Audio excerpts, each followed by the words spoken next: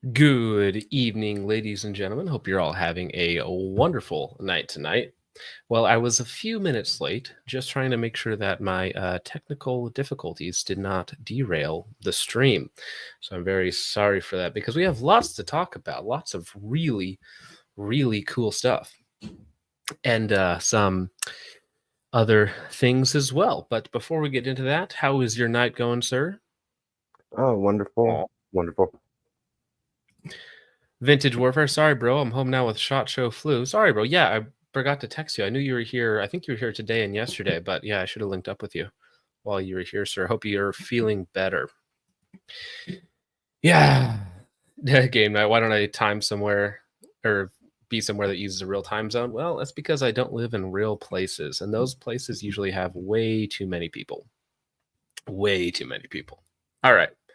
So, getting into what's going to happen tonight, why don't we start off with the main thing, which is the chat I had with Mr. Garantham, which some of you might be familiar with our interactions in the past, let's say. So I found him. Well, I didn't find him. He was there. So what was it? This would have been yesterday. I knew that he had a paid booth appearance at Primary Arms from 11 to noon. So I didn't want to come in the middle of that and interrupt it. So I showed up at, I think, like 12:01. He was talking to a few people. He filmed a promo video for Primary Arms, which is when I snapped this picture of him. So anyways, I hung around the booth for like 5 minutes waiting for him. And then I believe he noticed that I was there. It was him and I believe Johnny, one of the new guys that I'm not familiar with. So anyways, he starts to leave. I kind of get in his way, shake his hand, ask him how his day is going, how the show's going. And he's like, good. Good to see you, buddy. And then he walks on by. So that was the entirety of our interaction. We shook hands, said hi, and went our separate ways. So not much drama there. But yeah. However, something we do need to discuss. The biggest lie yet, the biggest scandal yet of Mr. Garantham is he is not 6'1". You may have seen that in some of his various dating apps or alleged inseminating apps. But he is not 6'1". So I'm 5'7", and Mr. Mike is barely taller than I am. He's probably 5'10", if I had to guess, with shoes on. So, yeah. Was it a lie all along? All of it? Well, actually, that kind of checks out. So, yeah, that was the entire interaction with me and Mike. Very boring. We said hi, went our separate ways. But everybody asked. Well, I'm glad it was wholesome. Yeah, it wasn't. Nothing bad. I didn't think anything bad would happen. I honestly didn't even think he would talk to me because he's probably been advised not to talk to me by his lawyers. Yeah. How sticky were his hands? Dude, he looked kind of rough. Oh, yeah. So Magic is here. Magic I've met in person. I met him when he was passing through South Dakota. He towers over me, right? 6'3". I also met David and Hop. Yeah, David from Humble Marksman. And they're both like 6'4", 6'5", right? Towering over me, right? Mr. Grantham, basically eye to eye. So one of us is lying. That is not an edited picture. No. That Keebler Elf photo is correct. So we put that back up there. So that cameraman is quite literally mogging him in that Keebler Elf pose there as he's talking about Primary Arms. So it is quite funny. Yeah, that's hilarious. Yeah. So another lie, in fact, probably the most important lie of Mr. Thumb's career. Unbelievable. Did you get any footage at all with Micah? I know that you said privately that you guys had spoken. No, I've chatted with Micah. I ran into him the other day. and we actually had a good conversation, me and Micah, because I met him, his wife, and one of his buddies. I was with him, and we were just chatting, and he was talking about how, he was giving me some pushback, basically, and talking about how he had gotten like the shill accusation from, like, reviewing PSA products or reviewing other things. We talked about other things in the gun industry as well, but and I told him, like, I know that people are going to get the shill accusation is going to get thrown around quite a bit, just because and it's going to go too far, and there's going to be some friendly fire and that sort of thing. But I would rather people be more hesitant to trust people than like super overly positive about everything, which has kind of led to where we are now.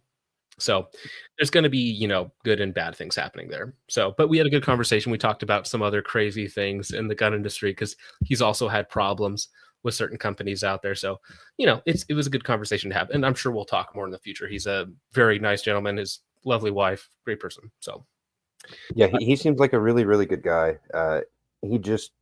Some of his reviews. well, so this is what I told him, because he talked about this, and he's like, well, I'm more of an entertainer than a reviewer, which is Right. fine. But people oftentimes want to be viewed as a ultra serious reviewer, but at the same time, if anything goes wrong, oh, I'm just an entertainer, right? So it's kind of like they're trying to play both sides. Not saying that that's what Micah's doing, but that does happen. Where as soon as like somebody gets called on something, they're like, oh, hey guys, come on, I'm just having fun, right? This isn't super serious, right?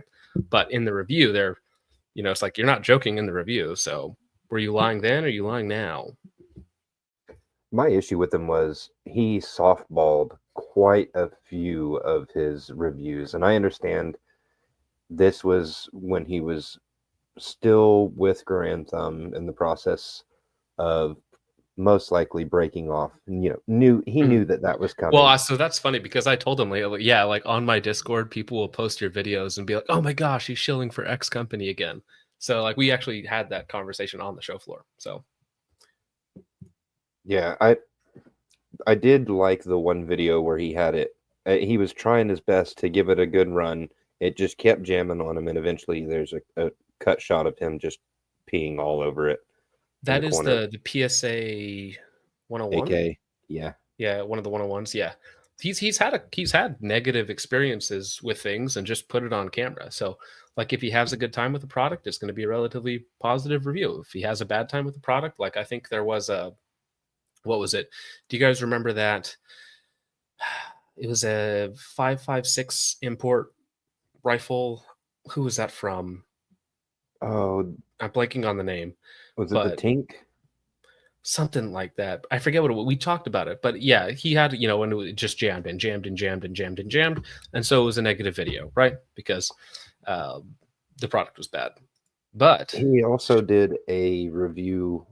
I believe it was a subgun, a PCC subgun of some kind, and it had the same thing, same issues, just consistently jamming, and he still gave it a somewhat favorable review.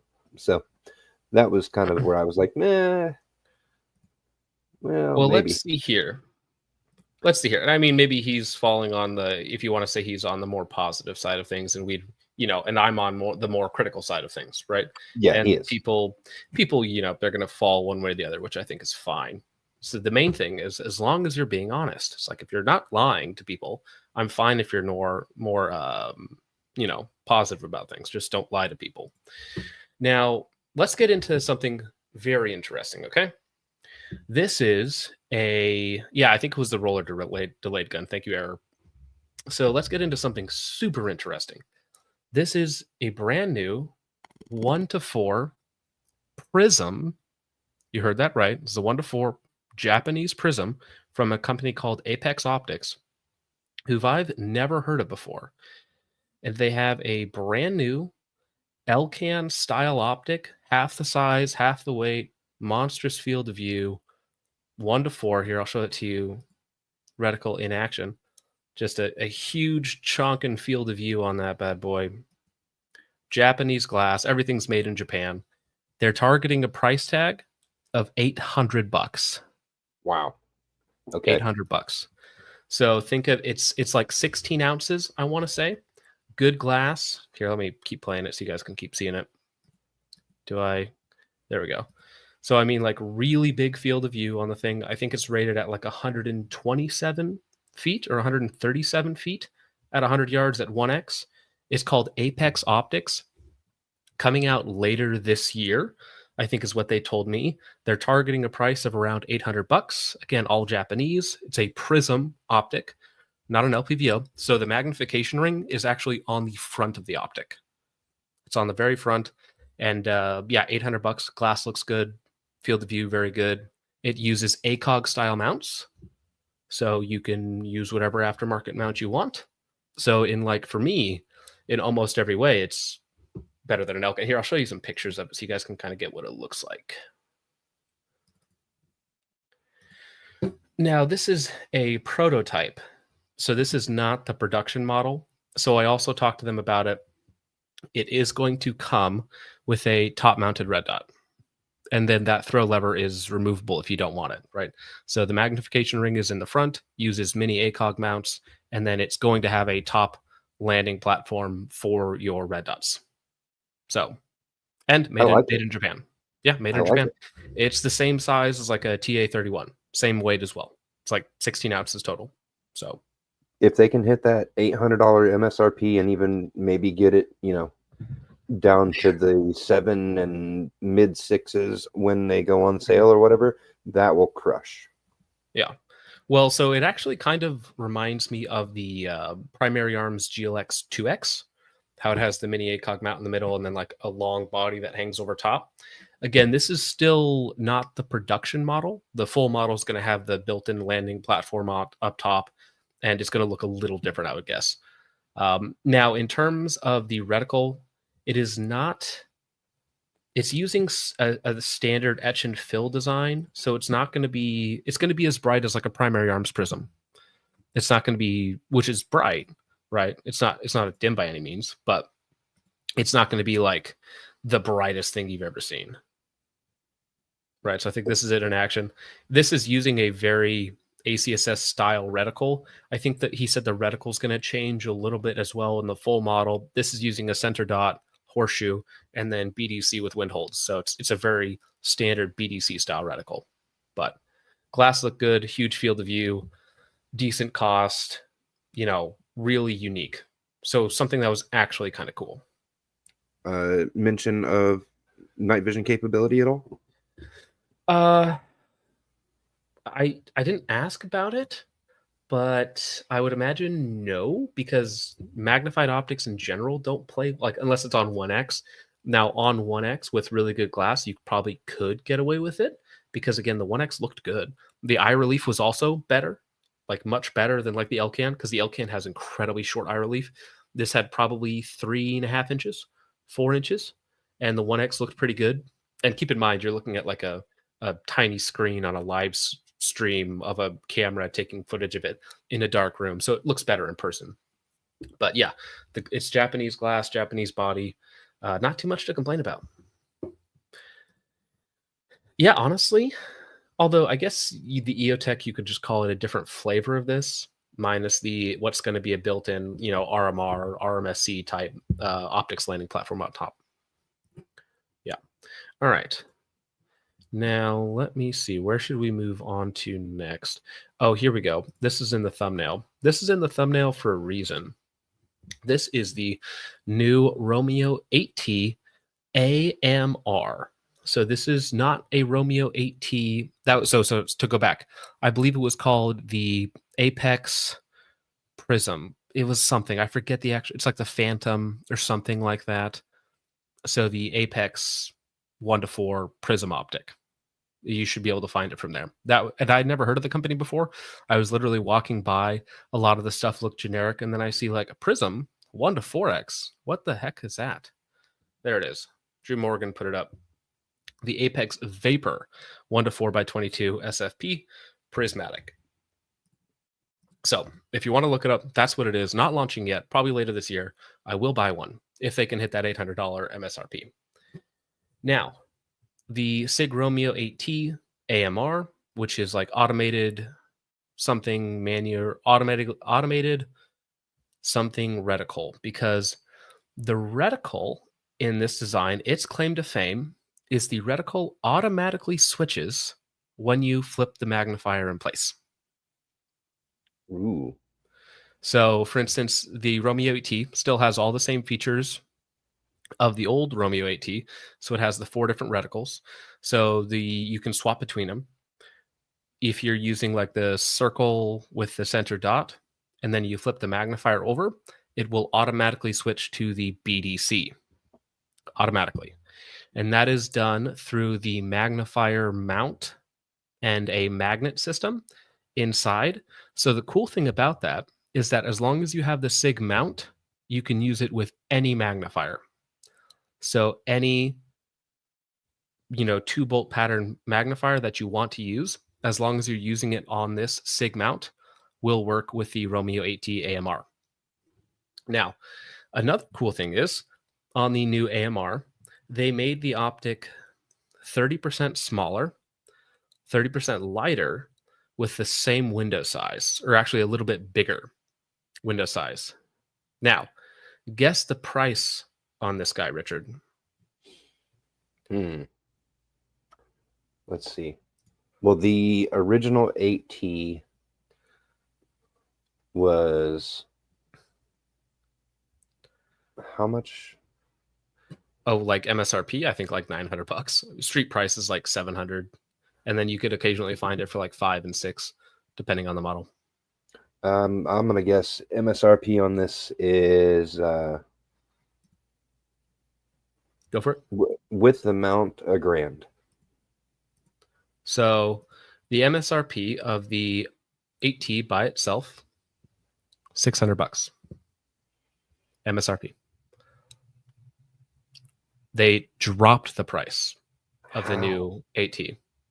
It is now $600 MSRP. Now the mount for the magnifier, this back part, which is the only thing that you need, that is probably going to be $100 or like $75, whatever the basic mount price is.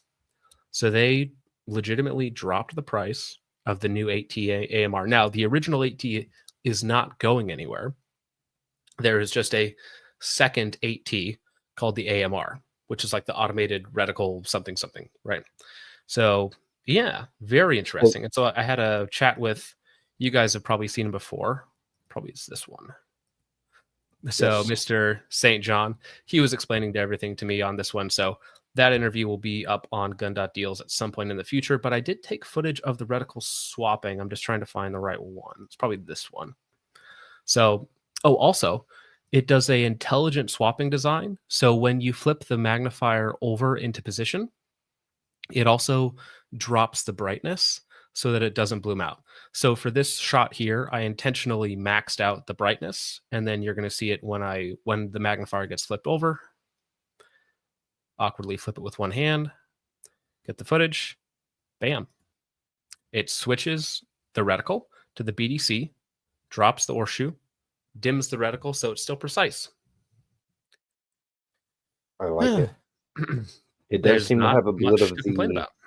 Am I seeing a blue notch filter? Or so the blue notch filter is very aggressive, but let me show you. On the floor models, they have this this thing up front here. This is a sacrificial lens that I could not get off. So because it has a tab up top where you can like flip it down. So I'm not sure if the blue tint is from that sacrificial front lens cap, but I could not get it off. And I don't know if that's because it was like a show floor model. I was trying to get that off, but it does have a blue tint. Yes, that is the one thing that I did notice about it. Let me see. I'm sure I have some other footage of me showing the reticle system. And now I actually have to... Yeah, so that's... Now, also very important to note is it will remember what mode you had it on. So it's not... So for instance, if you flip the magnifier into position and then swap the reticle to whatever you want, it will remember that reticle for the flipped position. If you flip it out of the way and then swap the reticle, it will remember whatever that is. So if you want, I want just the 2 MOA dot, and then when it's flipped in, I want the outer circle for some reason, it would do that for you, right? So but as you can see here, it has the sacrificial lens on, so I'm not sure if it's probably a little more tinty because of that, but it does have a very aggressive tint, at least on these show floor models. So Yeah, That's not really bad though. cool For tech. they 100%. dropped the price, $300 basically. Yeah. Yeah, I I like mean, it. I'm kind of I was glad to hear it because you don't often hear like, "Hey, new thing. Now it's cheaper and better too." I figured that they would come in at probably Now also $100 more, including the mount and everything. But no, that's a good deal. also important to note for those is that it is using the cheaper Juliet 3 micro magnifier, so that's not like a high-end magnifier, that's like their basic generic magnifier. And again, you can put any magnifier you want on that mount because the mount is the thing that actually swaps it. So if you look right here on the back of it, right there is the little magnet insert. Oh, I guess it is a different bolt pattern actually. It's a 4-bolt pattern. I didn't notice that. I thought they said that you could swap it on, but I'm sure you could get an adapter plate that would put on a different magnifier if you wanted to. But that little magnet gets flipped into position, and then that automatically flips something in the 8T AMR that swaps the reticle. So pretty cool. Pretty cool. Be looking forward to seeing how that ends up working out. Well, again, that's another thing that I would buy, with my own money. Now, some of you guys very interested in this. Here we have the ZCO 2 to 10. However, when I asked them if they're like, "Hey, can you guys give me some like intel on it, do an interview?" They said no. They were literally like, "Nope, we don't want to talk about it." And I was like, "Okay, why is that? Why don't you want to talk about your stuff? Give me an interview." And essentially, they were like, well, it's for military contracts right now, and we're probably not going to bring it to market till like either late this year or next year. And so we don't want to get a bunch of emails like, "Hey, when is this ready?" So we don't want to talk to you. And I was like, "Okay, all right then." So I took a couple videos of them, but these are essentially unobtainium. You will not be able to buy them. Now they had all their different reticle versions out there. They had like the BTR, DMR, and a few other reticle options. It's CCO, so they're probably like $4,000. The glass was fantastic. The field of view is great. They're built like bricks. They have all the standard features of a ZCO, but I'm not cool enough to get an interview with them. Yeah. Well, it is. This is for military contracts, is what they're going for right now. So these are available if you want to buy like, X amount of them. But for just the civilian market, they're like, "No, we don't even want to talk to you."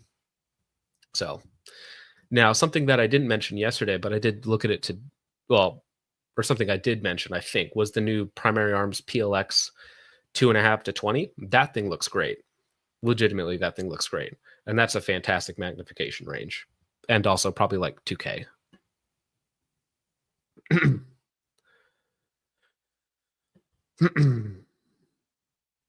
Well, no, I obviously, dude, like most of the things there is like not for civilians. That's most of the money there. Like there isn't a SIG booth. It's the SIG defense booth. So they had all of their military stuff there, right? And that's literally what they were showing off. So I get that it's not just for civvies, but it's always funny to see something that they're displaying, but they're like, "Nope, we're literally not going to talk to you about this." It's like, all right, fair enough. And yeah, it's ZCO. People are going to buy it regardless, right? No, it's not an SLX. It's a PLX. The PLX C 2.5 to 20, because it is a short, compact body. That's like really good glass. Reticle, whatever reticles you want. They have a bunch of different ones in there, and they went away from the chevron in their new reticle designs because people were complaining about it. So for the new PLX 2.5 to 20 and 4.5 to 35. So yeah. Yeah. Also, yeah, we talked about the RDB new PLXC, which is pretty good. Alrighty, so that was today. Let's keep moving along here. That we showed off the Apex. You guys, I don't know how much you care about the LMT65 Creed. Let me see. Was that really all that I talked about today? Well, we can go back because we didn't talk about anything yesterday. Because I went to dinner with a couple friends here, and then I went out to the not Radian, the Cry party. I got an invite from Brad, who I've never met before. He was trying to get a hold of me, Richard. You know that. I went there for like 15 minutes with a couple buddies and was like, all right. And then I left. Yeah, I was going to ask how that was. It was cool. Haley Lujan was there. Blue Jean Operator was there. I said hi to him. He was absolutely gone by the time that I got there. But yeah, so Trigazan said hi. He probably doesn't remember me at all because he was absolutely plastered by the time that I got there. Now, here we go. Let's talk about HoloZone. Yesterday, I had a 20-minute talk with HoloZone Josh, and he showed me all of their new products. Now, this is their new 3X Prism. That's right. HoloZone is releasing a 3X Prism. And it is very, very similar to their HM3X magnifier. And that's because it's basically just their magnifier with a reticle and some turrets. That's what I was just wondering, because that's exactly what it looks like. Yep. Lujan is in fact mid. She does not look good in person. Because she was like walking, because there's like a costume party. So she was in like some Revolutionary War outfit or something. And so I like looked, I was like, is that her? That doesn't look like her. I was like, nope, that's her. She's just kind of ugly. But anyways, moving on. Spoiler alert. People have the extra Instagram filters. Well, that's the thing. Spoiler alert, people don't look the same online as they do in person.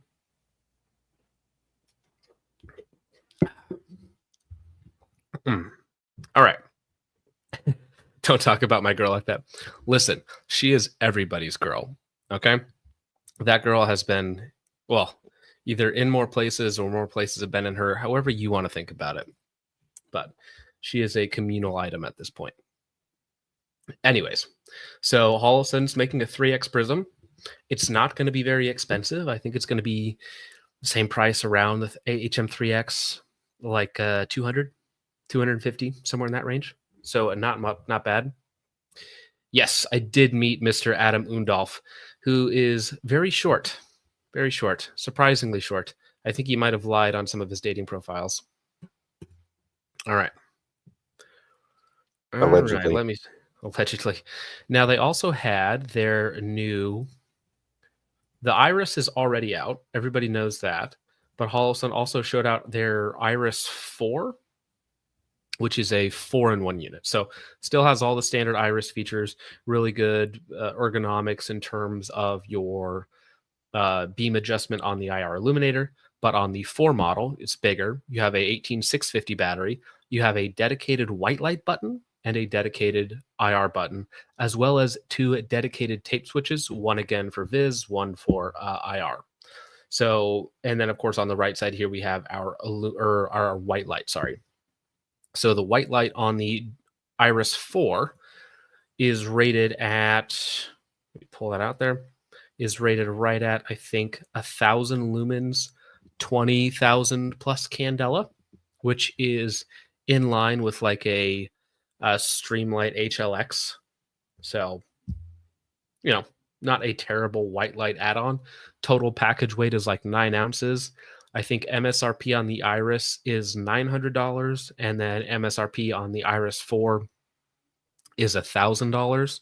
So it's a very simple markup for the additional white light if you wanted to use it on like a sub gun or just anything where you want to minimize size, weight, complexity. It's an all-in-one unit that does literally everything and probably one of the better IR units on the market. So yeah, and it's not much more expensive than your standard Iris, right? They give you an 18650 battery. It's also dual fuel. So it takes 2 CR123As and a 18650. So you can use either one. I know that's going to make some of you guys very happy. And it has a white light, only an extra $100. So yeah, that seems like a decent one. All right, what else did HoloZone show me that was cool? Okay, so HoloZone is getting rid of their 400 series and 500 series. Those are going away. They now have their new optics, which are larger. Let me see if I can get the name in there. I forget the name of their. It's going to be in the video that'll be out, but they are a 26 millimeter objective, still using a T1, T2 style mount. They are using a better crossbolt style mount as well, so they come with kind of a little better mount. All the same features. They look a little nicer. ARO, that's the one. So price tag is going to be like $150 on the basic model and like $200, 220, 30, 40, whatever it happens to be on the bigger model. Now, talking about reticles, let me show this to you. So it doesn't look good on camera, but this is what they call, I think, their SPR reticle. So it has your BDC in the middle, and then just off to the right, it has shoulder ranging drops, which look like little tiny squiggles because, of course, it's not an etched reticle, so they're just like little red blurs. I'm not really sure how useful that is. So, yeah, that just looks like that looks my bad. That looks like my astigmatism's flaring up. That's all that looks like. I mean, honestly, it's probably. Oh, that's the prism reticle. Now, that's not the final reticle. That's just what they were showing off there. Let me see if I can find. Oh, is that the only shot of the reticle that I have? Either way. Yeah, so that's the full reticle, which does not look great. I mean, maybe under magnification, you could get a little bit more use out of it, but yeah, I'm not sure how well that one's going to work in reality. Now, fortunately, you can just go one way or the other, and you'll probably be fine, right? So you can turn off the reticle if you don't want it, just use the BDC, and you don't need the auto ranging. If you need the auto ranging on a red dot and magnifier, you're probably having a bad day. Now, if you did want auto ranging, though, Primary Arms does make a magnifier with built-in auto ranging, and that, very precise on an etched reticle, doesn't eat up your battery life. I think that's a much better idea. All right.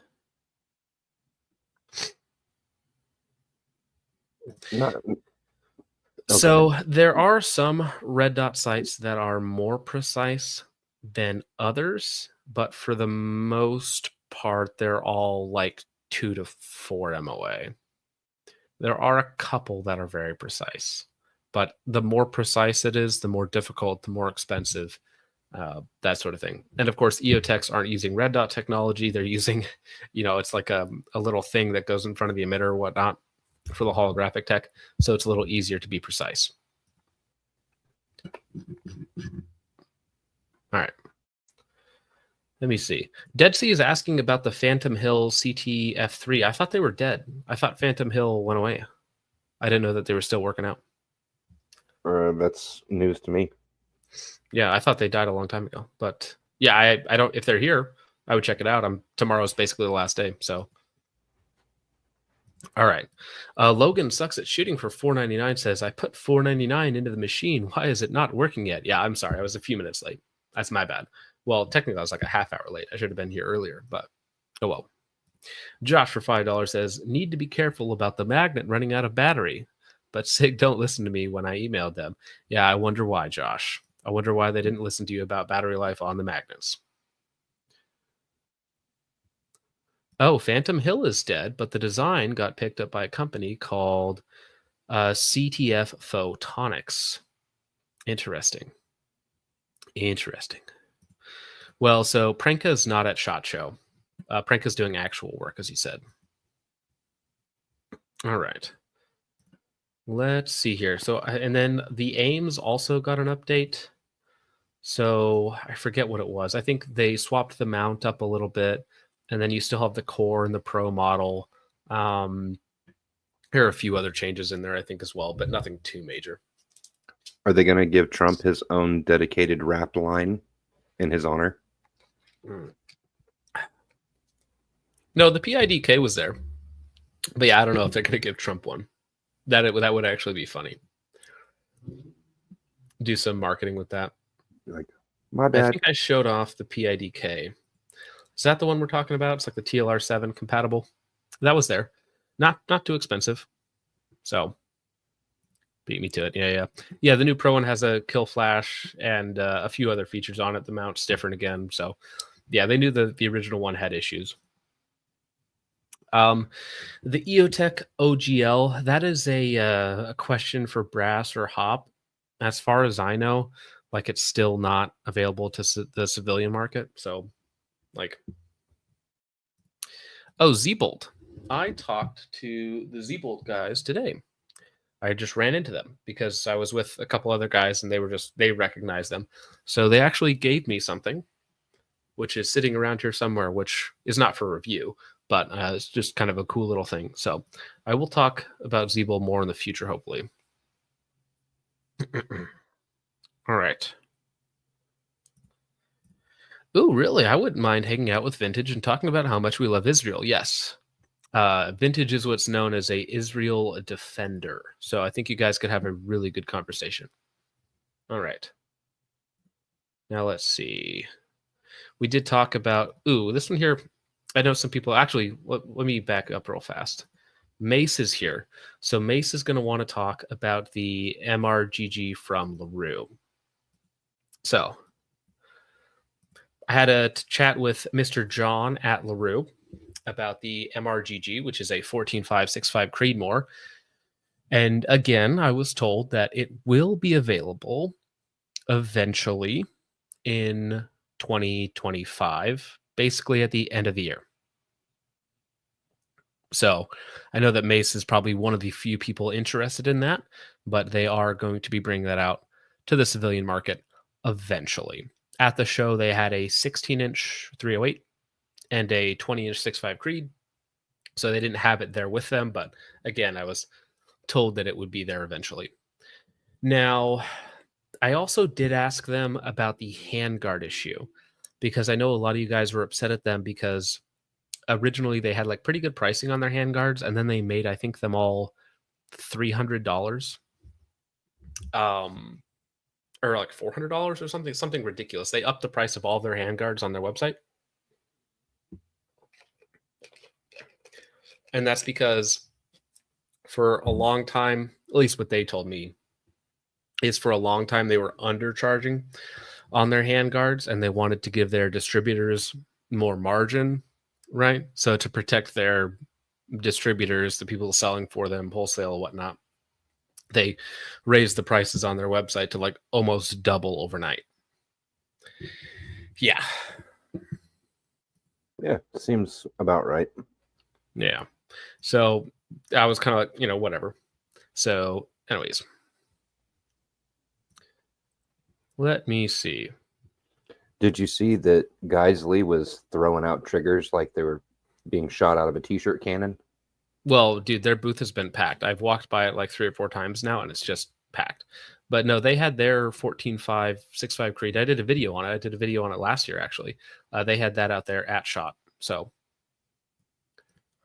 I already did a video on that. I think it's a cool concept, and hopefully it works out okay. Now, you want to see another thing that they basically told me to F off is Knights Armament. So people asked me to go by the Knights Armament booth and check out their new KS4 ARs, right? So I went over there, or KS1, KS2s. They have all the different models and whatnot, which is like a new dimpled barrel system on a lot of the things. Kind of cool. Yeah, so KS4, KS1, all the different KS models.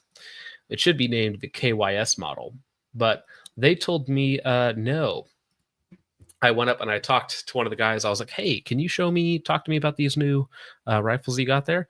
And then the guy's like, let me go talk to the owner. So then the owner comes over, talks to me for a minute. He's like, listen, I would love to talk to you about it, but every time somebody puts out a video on these new rifles, I get 100 emails about like, hey, when are these going to be available? When can I have them? And again, Knights Armament being Knights Armament, they don't care about the civilian market. So he's like, listen, I get headaches and calls and emails all the time you guys put out a video, so just don't do it. So I was like, all right, fair enough. So they didn't talk to me at all about the new rifles. They didn't give me any details, which is fine. Should have asked them about the Diamondback partnership. Right. I mean, yeah, the owner was nice. Like he was he chatted with me and he was like, just trying to be like, hey, guess, like this isn't something I want to talk about because, he seemed like he was taking it very personally. Like people drag me specifically anytime you guys make a video on this stuff. So like, Was it Reed? the older gentleman, white slicked back hair, looked very professional, beard. I'm pretty sure it was the guy. So yeah. That sounds like Reed. But they did show me their new line of Inconel 3D printed suppressors, which are like 12, 13, 1400 bucks. So these are actually coming to dude, everybody this year is coming out with suppressors. LMT, Knights Armament, what's the other one that I went to? LWRC. They're all coming out. All of the big dogs are coming out with their own suppressor line, probably to try and compete with SIG because SIG is getting all the contracts for it. And it's all just generic, like 3D printed Inconel, right? Just to try and chase military contracts for it. But they are kind of expensive. I walked by the Dead Air booth, but I didn't actually stop in, so I didn't check it out. But I mean, if there's something new there, it'd be cool. Yes, Delta, you are about 15 minutes too late. We talked about that about 15 minutes ago. So, but it was nice to see you today because I ran into a lot of people today. Ran into Delta there. Humble Marksman was there the day before, and just Pop and Brass, and they were all there today as well. So ran into lots of good people there at the show today. Yeah, so I like LWRC. I walk into the LWRC booth. They have nothing new except for some suppressors in a case, and I'm like, I don't really care about suppressors all that much. So, oh well. And so yeah, they have their new suppressors. They have some really big ones. Where is it? Their new overbore suppressor thingamajig, which again is 3D printed Inconel for whatever rifle that fits on. But yeah. Did you happen to make it by the Arkin booth? No, I haven't seen them actually. They must be downstairs. They supposedly have a new barrel system that is a pencil barrel profile that threads into an outer housing. I'll see if I can find the video. Overton Windex posted it. Was he at the show today? Yeah, he was there. Okay, I haven't seen him. It was very, very interesting. Keep talking. I'll find that video for you. Yeah. So I did stop at the PSA booth. I got some, upset looks. Cameron was hanging around, but nobody kicked me out, which was nice. So I went and I checked out their new X57, the X9, and some of their prototypes on the floor. Guys, this stuff is not real. Like it's I was like looking at it, like half the stuff doesn't work, and it's literally just 3D printed and clamped together. Like the magazine releases are like fake on some of these guns, and like sometimes the bolts don't work, and like it's just literally stuff that's like stapled together for SHOT Show. It's like literally not real.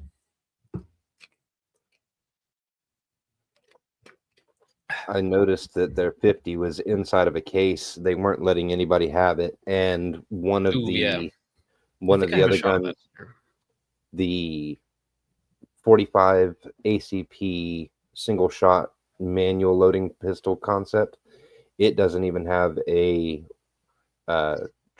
trigger in it. I mean, it does, but it's not real. Right. Yeah. So same thing here. The 50s in the case. I did play around with the Jokel Gen 2.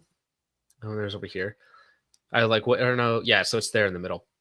Or actually at the top. So that's the Jokel. Well, no, that's the Jokel 308. Where's the Jokel Gen 2? Did I not get any shots of that? I should have. Let me see if not a big deal. You're not missing anything. No, that's the Precision 308. Even though there's nothing precise about it. Okay, there's the Jokel Gen 2. Very rough. Also, the 308 Jackal broke on the show. I think the bolt stopped working, like the charging handle like fell off or broke or something like that. So it died on the show floor, which was nice. The Jokel Gen 2 that they had there was very rough. Like that crappy polymer magazine barely fits in that magwell. Like it is a rip to get that thing out of there. And I was playing around with it and I was like, the bolt feels bad. Like, I don't know, were these like just shot like a million rounds? Like, why does it feel like this? And it's probably just because they're Shoguns just here to show off to people. And I did see, okay, we got to talk about the 2011. I was told that the 2011 was targeting a price of $2,200. Yeah. And they're like the new Staccato HD is $2,500. So $2,200 for a PSA 2011. When this year I've seen quite literally 10 2011s between $1,000 and $1,500. Yeah. So that one's, if they do bring it to market for that price, I don't think so. I will say no to that. Okay, so I got to watch a short from Overton Windex. Yeah, I don't think he'll mind we're borrowing his content. All right, I haven't seen him here yet. Completely missed the point of what's cool here. These new barrels they have, 3 All right. deep flutes. So essentially you have a pencil barrel in the middle that's rigid to the point of where it's about a 1-inch barrel, just like this one. We all know the OD of the flutes is your barrel diameter. Now those chambers, they allow you to do something cool and a little bit tricky. Say like in this 308, this is a pretty darn short suppressor. Why is that? Because we may be picking up an assist from the barrel itself and using those flutes as part of our expansion chamber for the gases. Huh. Is that totally legal? We'll ask questions later. It gets really cool when we get our PCCs and we can use these stubby little suppressors. Again, super quiet. We shot them last night. And for you California boys, if you're into a blast. Okay. So you're using these empty flutes on your barrel as Expansion chambers. Yeah, as like a reflex. That is quite strange. Yeah, about the legality, no idea. Who cares? But I'm pretty sure, yes, salty comment, yes, very much. I get those all the time. Those are my most popular comments. Yeah. Interesting. I don't know if I love that. I like the concept because if it is what I think it is, that could easily be turned into an integrally suppressed barrel. Yeah, I mean, maybe. Because, I mean, you could do it. I mean, essentially, it's the same thing. You're just using the flutes, the in-between sections of your relatively heavy profile barrel to be your blast chamber, right? Yeah, I mean, what's it going to be used on, though? What platform? They have everything from 5.56, 300 blackout, suppressor, and 9mm. Oh, dude, they're using it. That's a Bear Creek Arsenal side. Yeah, that's a Bear Creek Arsenal side charger with a Promethean LP1 red dot. Okay, I seen that earlier. The ultimate wombo combo. So it does require a suppressor-sized handguard on there. So it's going to have a very SD look to it. I mean, I don't know. You're going to have to buy specific suppressors for it. So you're kind of married. Well, it's not just suppressors. They also have a sound mitigation device that goes on it as well. Which is right. not So a you suppressor. have correct, but it's also not going to act like a suppressor. Like 99% of the sound is still going to come out the front. So, it might be like a couple decibels quieter and technically not be a suppressor, but it's still not, With 9mm from something like that short PCC, or even if you got into the subs, I think that would still be a pretty decent setup. I did not see price on it. So anywhere. I'm going to go ahead and say no. actually, because I think the cost is going to be abhorrent. I think the weight is going to be abhorrent. And I think the fact that you're going to have to use SD style handguards is also going to be a downer. So, cost and weight, not going to be great for these, especially for, let's say it's like only like a slight bit of an increase. You're like doubling the weight of your barrel basically. Now, also, like, listen, guys, if you actually shoot a lot, having a full length suppressor underneath your handguard, that is not going to be fun. Nope. Not at all. Like, you can get away with it on some like 9mm stuff, like the original MP5 SD that has a like plastic internal heat shield, chonky handguard. That can work well for a while.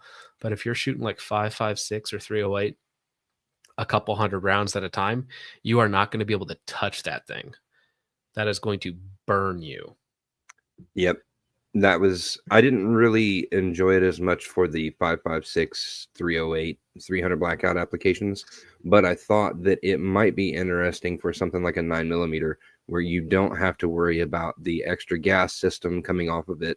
You might be able to get away with slightly slimmer hand guards on it, and in an overall package of, with a 10-inch barrel or whatever, most 9mm out there use a fairly chunky barrel as it is, whereas this one seems to be a pencil barrel inside of a well, it's not a pencil barrel though. Let me go back on it, because it's a 1-inch diameter barrel. So that outer edge there, that's big.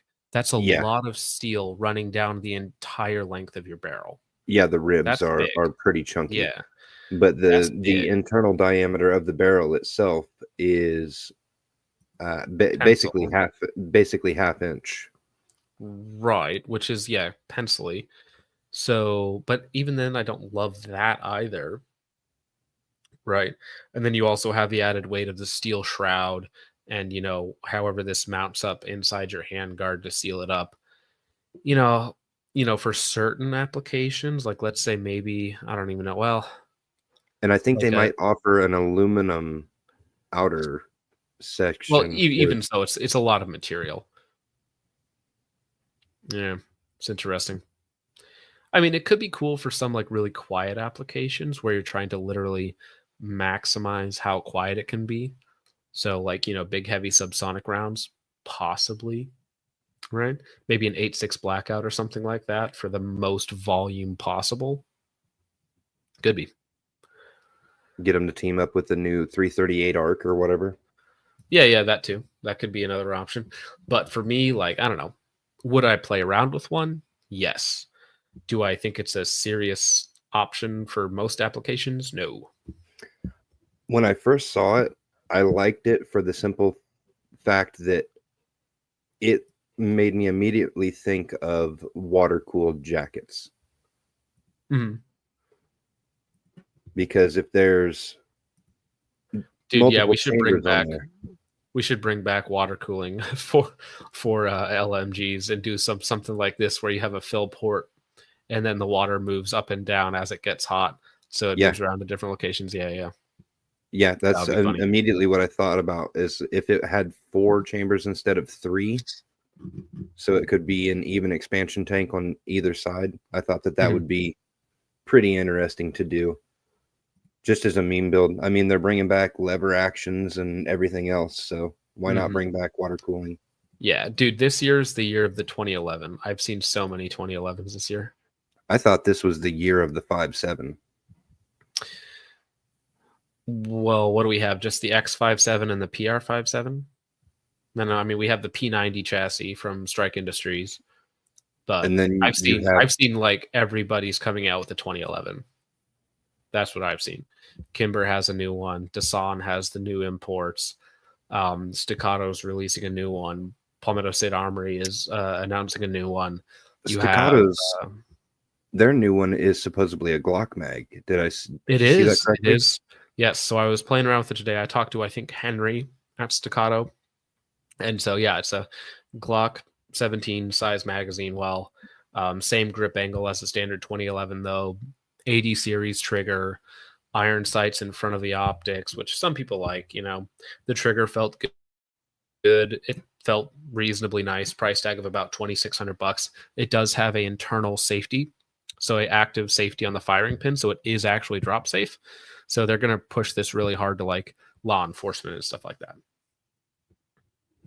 Yeah, I'd be interested to see how that one works out. I bet you're going to see a lot of YouTube videos on it. Oh, I'm sure I will. I'm sure. Yep. It is actually a drop safe 2011. Now, the trigger is noticeably heavier by like a pound versus your standard staccatos. So, it's probably like 5 pounds total, which isn't bad, but it is noticeable. It is noticeable. All right. Yeah, and I think the HD comes in a 4-inch version and a 4.5-inch version. So they don't have the 3.5 shorty yet, but they probably will at some point. All right. Mace fell out the window for $10. Thank you very much, sir. Says, you know me so well. Thank you. Damn, Mark. Byoy? Wow. What the heck? I'm about to get blocked on Insta for harassment. Probably. ProPat says, any new magnifiers and thoughts on the SIG Juliet 4? I need to buy one so that I can actually play around with their full-size magnifiers. I haven't seen anyone release like a new magnifier that's like, oh, that's really cool. Because magnifiers are really simple at their core, like really simple. It's just a prism with a way to adjust the erector set a little bit to center the dot in the reticle, right? That's it. So they should be very simple to make. So the one that I did just recently pick up is the Primary Arms 3X Micro, though. So Nick for $5 says, I have it on good authority. Reed Knight is senile, and the company is plagued by nepotism. That would not surprise me at all with a lot of these old companies that have been like resting on government contracts, and so they haven't innovated in like decades. What's funny is now that SIG is eating up all the contracts, all of these companies are now coming out with new like MRGGs and suppressors and all this other stuff, probably to try and claw back some of that contract space. Matt asks, did you see the Ultra ENH Griffin gas pocket BCG? I did see their video on it, so let me pull that up. We can just look at that together. Griffin ENH gas pocket. Because that's kind of interesting. And don't give me a 10-minute video on it. I want to see like a 3-minute video on it. Fine. Now, this is the gentleman who got a little bit upset with me about my review on their Mark 1. So we can watch this again. Let me see. Where are you at? Come on. There we go. We're going to talk about 2 new products for spring 2025. Our enhanced 17.4 bulk carrier and our enhanced gas pocket 17.4 bulk carrier group complete. For a long time in AR-15s, there have been... Okay, I don't want to be rude, but you are talking very slow, and sometimes I'm also known for talking slow. So we'll bump that up a little bit. Many companies that have tried to improve bulk carrier groups, and essentially these are our attempts to do something in that space. And basically we've taken a number of public domain ideas and also some of our own ideas and put them into a... All right, so 17.4 for the carrier for some reason. Not sure why. 8620 is fine. But, 17.4 is also probably fine as well. But, again, it doesn't really matter. Proprietary nickel boron gas tee with physical stop. I don't know what that means. Increased BCG travel length for software. Yeah, some companies do adjust the length of the BCG a little bit, or like you can optimize it in certain ways, like with a shorter gas key or whatnot, so you can get a little bit more distance. Like the Surefire suppressor optimized BCG did something similar to that. Nitride finish, which is fine. Proprietary gas pocket reduces suppressed right ear signature, so I imagine it just has more volume on the inside so that you get less port pop. That would be my guess. Carrier product that we believe to be an improvement of the bulk carrier of the AR-15.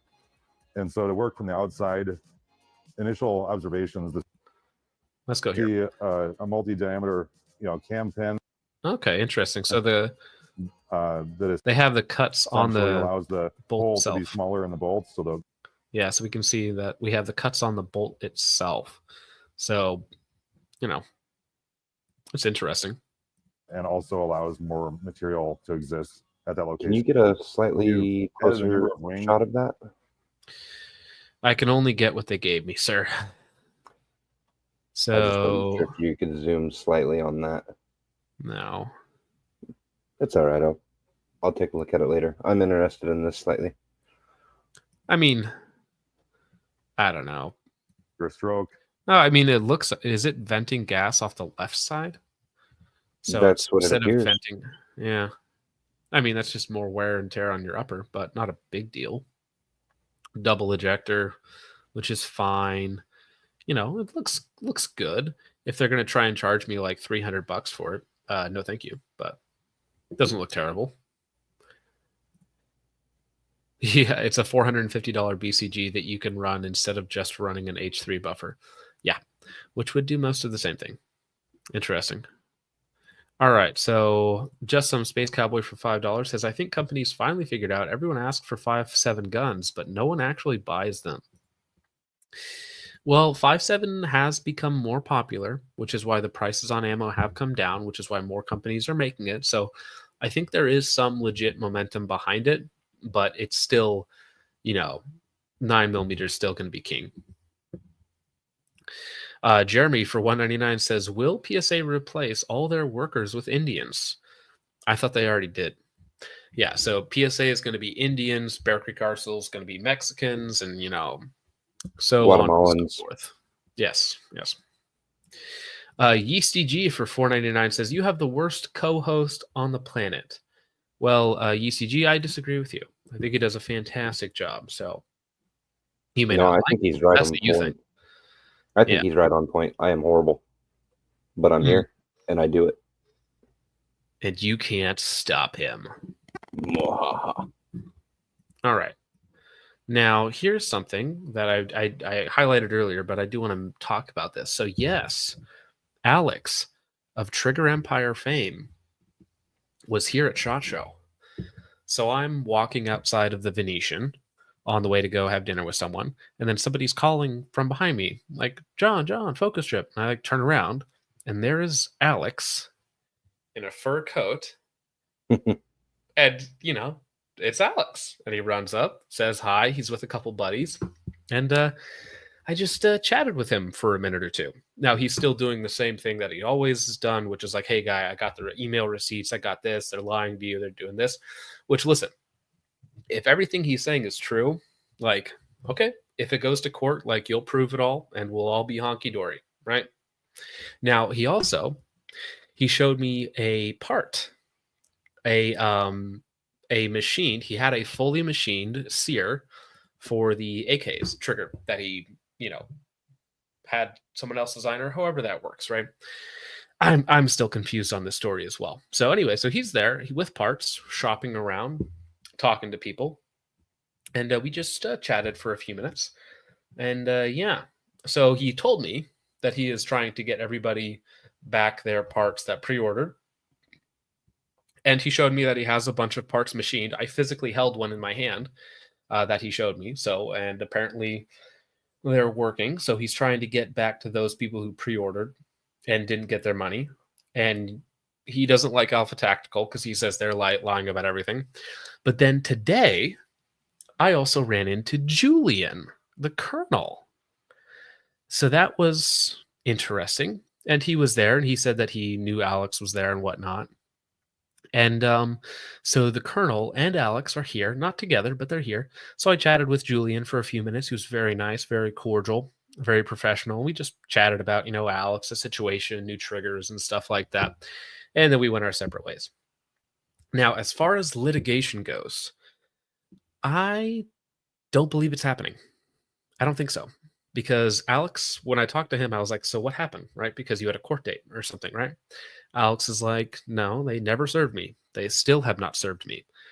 So as far as I'm aware, if I was a betting man, there is going to be no litigation. in the Alex Trigger Empire fallout. None. No legal things whatsoever. So, yeah, I think that's where That it's at. seems odd. Seems odd because Colonel was very, very certain that he had already been served papers. Well, again, talking to Alex, Alex says he hasn't been served. And then I saw Julian today. He was just wandering around and I chatted with him. And, he was still doing the same, like, oh, Julian's a good kid. Or, sorry, Alex is a good kid. He just needs to, put all that energy in the right place kind of thing. I'm like, oh, fair enough.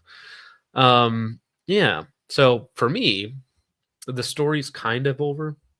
Because Alpha Tactical, they're getting help with the ATF thing, which is awesome. They have support from people locally now. I want to make sure that they continue to push out products that people have bought from them. So they're doing their job. Alex needs to get product to people who pre-ordered. That's his job. And to pay back people he owes money to. So he needs to keep doing that. And then the Colonel, I guess he's coming out with triggers in February. So as long as they hold up their end of the bargain, everything is good to go. So, yeah. Kind of an uneventful end of the whole thing, but I just hope that everybody actually gets what they're owed.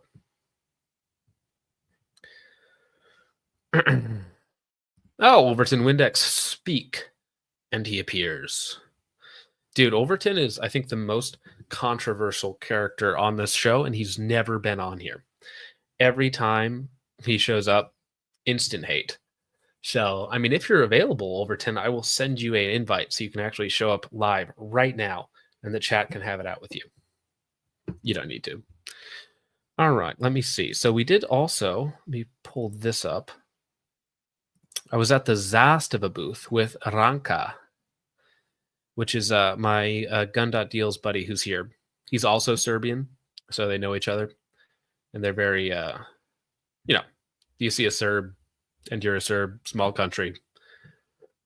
You want to go check it out. So they knew each other. They're talking to each other in their native language or whatnot, but they have their new RPK out, which is, I guess, cool for you AK nerds. Now, I jokingly said you need to buy this. I think I was talking to Cody at Red Right Hand.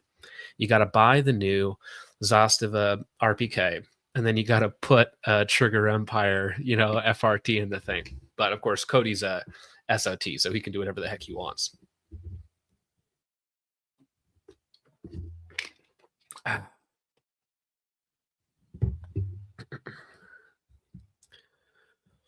Now let me do that. I mean, if you're gonna make me do that, I might as well. So I mean, I'm not really into AK stuff. You guys know that, but Oh, I wasn't gonna make you do it. I was just putting it there just in case you wanted to. Yeah, I'll do it. Why not? We're an hour into the show. We can do whatever we want.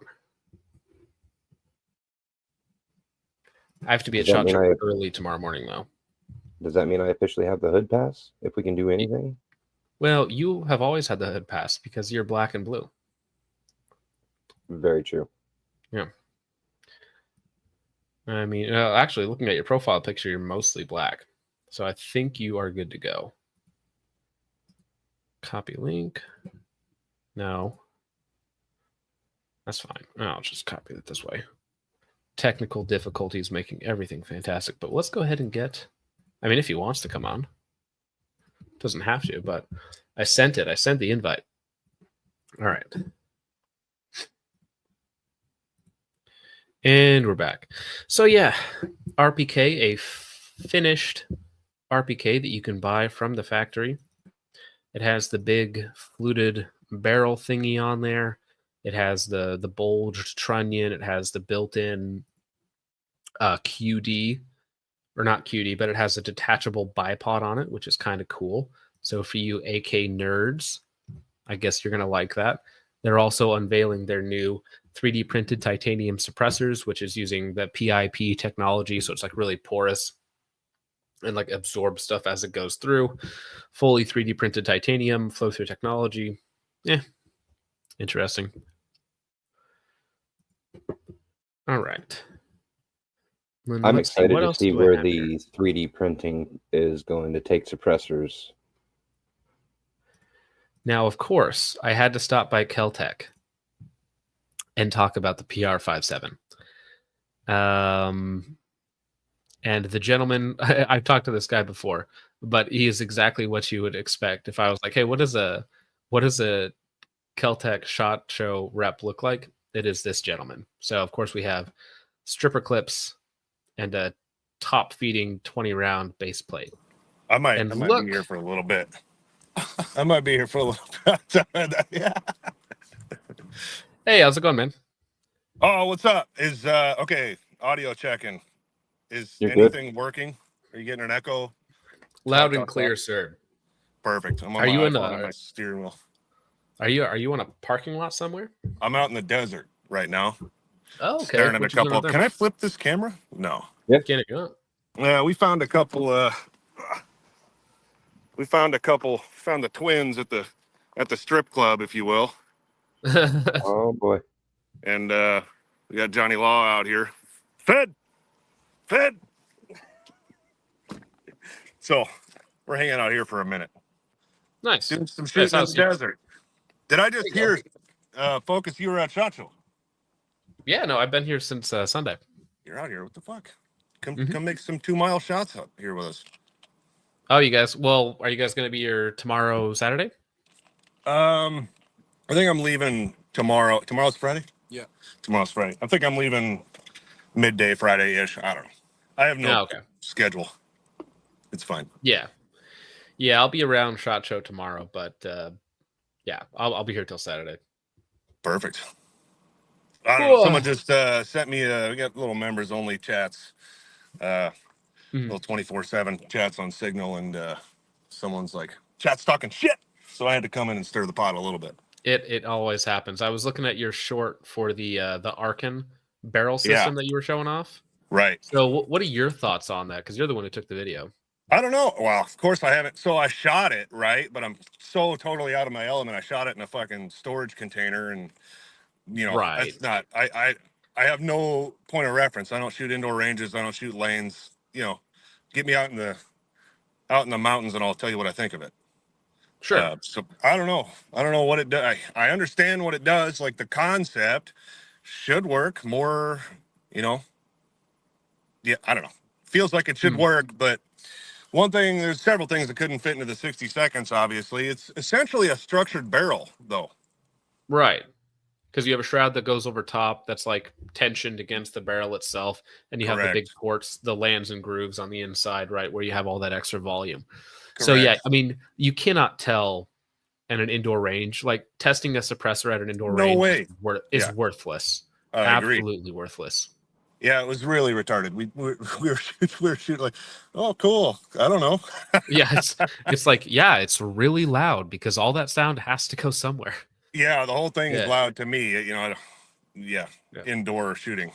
Now, question about the weight, because that was my thing. Extremely light. Extremely. Really? Bizarrely light. So I mentioned that, of course I can't elaborate and I forget half the shit trying to record it in one take with 17 people around. Just staring at me like a bunch of weirdos. Well, I suppose I'm the weirdo. But it's recording myself. Zoom. What the fuck are we talking about? Weight. Yes. Yeah. So I said it's essentially a pencil barrel, and it is in the weight aspect. I don't know what kind of witchcraft they got going. It looks like they got them pretty damn thick lugs on the outside, but right. So do they taper down on the inside? I have no idea. I will. Did you see one? Yeah, I was gonna say, did you see one without the shroud on to see what it looks like underneath? I did. I wasn't paying close enough attention. They didn't have one there, but I saw it beforehand a couple months ago. I don't know, but all I know is it's the full.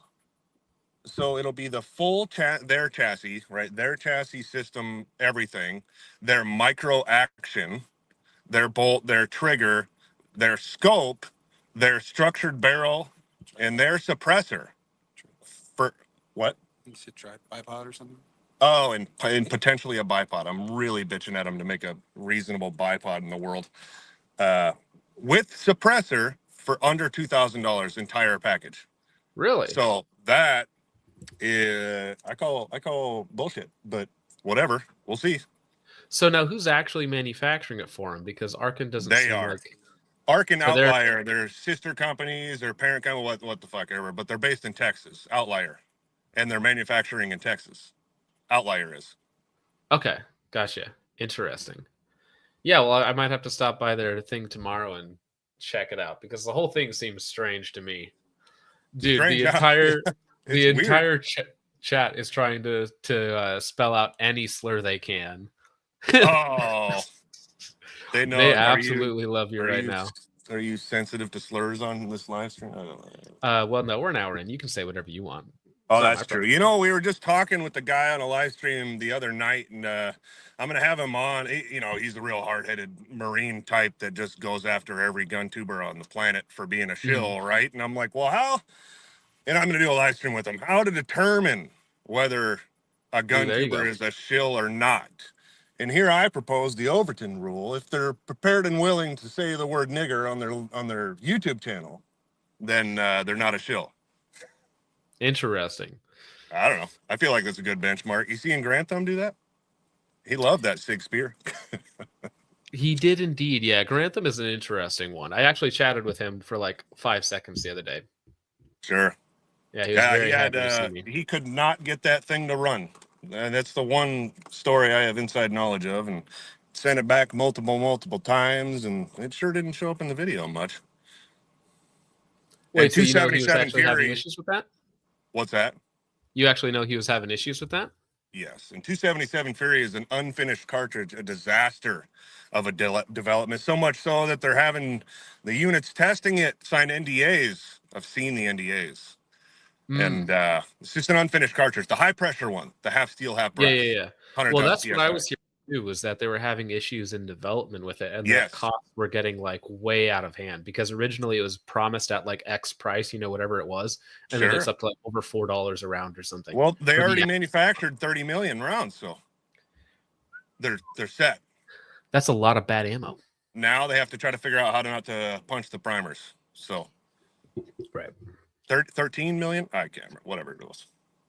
It sounds 6 million. That sounds like that sounds 6 million is way too much. I tried to count once and I only got to like 610,000. And, you know, as far as I heard, there was only 410 pieces of brass in Western Europe at the time before. Yeah, you know, whatever. It just doesn't add up, right? It's like there's a math problem you could put in there probably, but it's different, I guess. So 6 million might not be that far off because I know that just one company down here that's doing testing on the scopes is putting through 250,000 rounds per unit per quarter or something like that. Richard, we weren't talking about that. Everyone go whoosh. I'm looking at something in chat. Sorry. No, you're good. You're good. Read some history, you fuck. Jesus. All right, Overton, before I kick you out of here, you have any last words for the chat? No, you're good. We're just going to end the stream soon, so I was going to let you go back to doing your thing, and I'll finish up here. Deal. Any last words for the chat? If you're sitting on a couch or in your bed and not out in the mountains or desert or woods shooting right now, suck a cock. Base. I know more than you. All right. Have a good night. Technically, you're not shooting either, sir. Well, not right now. He's chatting with us. But hey, we'll have to get you on sometime. I'd literally blast out my window right now if we weren't live, and you'd get banned for that, and if there wasn't a cop right here. But no, what's his face? What was it? It was Cokeman. Cokeman shot live on my stream. Oh, yeah, he does that. It's fine. Desk pop into the garbage can. Didn't touch it on camera, I guess. Yeah, well, it depends on how big you are. If you're big enough, if you're small enough, long enough into the stream, YouTube. That is what she said. Yep. Yeah, exactly. All right, well, you have a good night, sir. We will talk in the future, I'm sure. All right, don't tell me how to live my life. All right, fine. Thanks for coming on. Yeah, that was for those of you guys in the chat, me and Overton, I don't think we've ever chatted before. That was the first time I ever actually talked to the man. So that was a interesting experience. I'm sure we'll have to chat in the future. And you guys absolutely loved him. Love to have him on.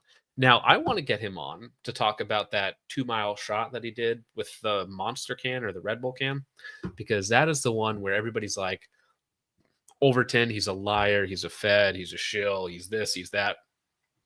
So I want to get him on to talk about that shot because, yeah, that's the one everybody has a problem with.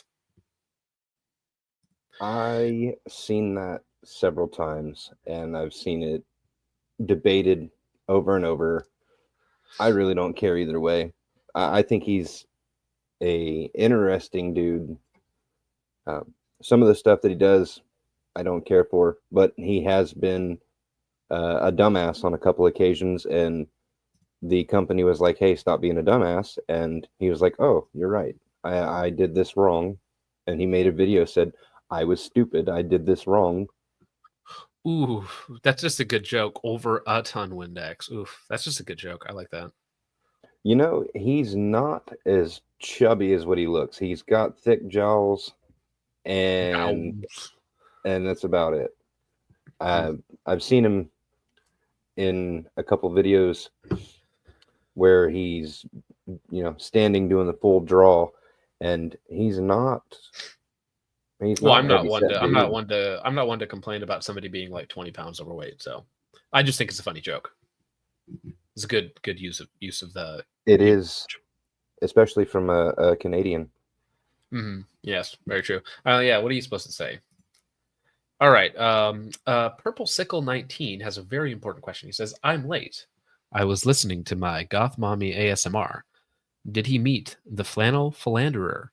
Yes, I did. We shook hands and said hi, and he said, "Good to see you, buddy," and then went on his way. So yeah, we did chat. I did intentionally run into him, but I mean, if you're really listening to Goth Mommy ASMR, perhaps you should share the link with the chat. Just some Space Cowboy for $10 says, "It's a shame we don't get silent steel suppressors in the States. They are flow through, user serviceable, and go for 700 when converted to USD. Sadly, they are made in Finland, so we cannot get them." Yeah, importing suppressors is probably a big no-no. But again, in other countries, like suppressors are just normal. They're just like they're at your hardware store, right? They come with the firearm, and they're like $99, right? Because in other countries, it's like, well, duh, you don't shoot unsuppressed. That's rude to your neighbors. Why would you do that? And here in the States, it's like, no, they're dangerous for some reason, because in the 1930s we needed to tax, everything, or really the $200 tax was to make it unobtainable for most people. So, yeah. All right. Alexander Ruiz, he has a question about Focus Shooting LLC. He says, "I'm interested in a Jaeger 11.5 Geissig Custom 5.56, but want to add a rifle speed adjustable gas block and silencer co ASR muzzle brake. Is that an option? If so, how much? Put in notes when ordering." Yeah, just put it in the order notes, and I think it's $300 flat for the upgrade. So I think it's $230 for the rifle speed gas block, and then it's $70 for the muzzle device. So I think it's $300 flat upgrade. So I don't need to charge more markup on the stuff. So thank you very much for the $10, sir. Yeah, you know what's surprising is I have had a few guys come through the custom, they're like, "Hey, can I get an ASR muzzle device? Can I get an ASR muzzle device?" And yeah, they're not super expensive. They're not my favorite muzzle device on the market, but people ask for them, I'll do it. All right. Let's see. All right, I don't really think I have much more because I looked at Keltec. What else do I have here? Zastava, we talked about that. Knights, LaRue, Holosun. Holosun had a lot of cool stuff. Today I stopped at Nemo Arms for some interesting. Well, I'll show you guys this real fast. Where did I put it? There we go. All right. So have you guys seen the Nemo Arms Mongoose? I think that's what it's called. It is a tilting action delayed blowback system. So just think of Browning tilting action. So it's literally a Glock with a tilting barrel inside of a 9mm AR looking thing. It's not an AR. It takes Scorpion mag, so they call it the Mongoose. But it is quite an interesting little fella. But it's using tilting barrel in there. Takes Scorpion mags, and I think it's like $2,600. Very expensive. Yeah. That's very intriguing. Now, how about something that I love, which is short-barreled, heavy-caliber rifles. So this is the Nemo Arms 12-7, and it uses their dual recoil impulse 308 BCG.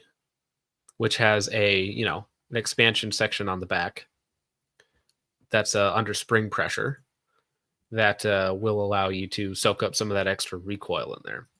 It also is like it's fully ambi. Oh shoot, I wasn't even showing you that, guys. My bad. My bad. There it is. There you go. So it has that secondary section on the back of the BCG that expands the whole thing out, allows it to soak up more of that recoil. You have a roller on your cam pin. I think it's a nickel boron or a chrome BCG. Either way, you have full ambi controls, which on the AR-10, is like this rocker for your bolt lock. Comes with the Trigger Tech trigger, which is a great trigger. And I think this version is a 12.7. And then comes in at the low price tag of $4,600. Oh, geez. Yeah. Ouch. Very expensive. Very, very expensive. And yeah, they're the guys that make the big semi-auto 300 Win Mag.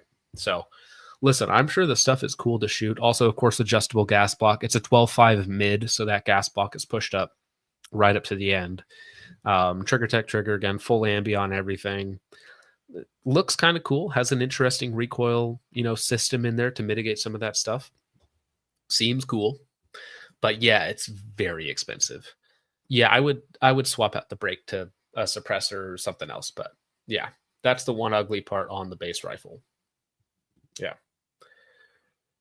Aside from the price tag? Well, the price too. Yes, that is very, very expensive.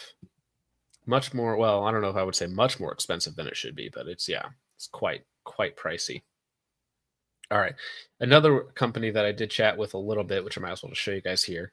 This is the LMT 14565 Creed, which again, I asked them like, hey, is this going to be an option on the website? Never, basically. Or they said they might offer the barrel and then you can make it, on your own, basically buy a 308 receiver set and then throw the 14.5-inch barrel in there. Or you can just have a custom barrel made or send one to D. Wilson. He can cut it for you. And now what's interesting about this is that on this model, because of course LMT came out with their own suppressors, but they're all using the new Xeno setup, which I thought was cool. Because I think Xeno is basically a Plan B plus. So I think that's a cool mounting system. All right. What is this link you just shared with me, sir? That is something that chat was spamming a moment ago, wanting us to take a look at. Yeah, so it's the IR unit that's has the different head ability, so you can throw on head that you can throw on different heads, and you can have a laser, you can have an illuminator, you can have white light, and you have basically in one body you can do whatever the heck you want. So, I mean, I guess that's kind of cool.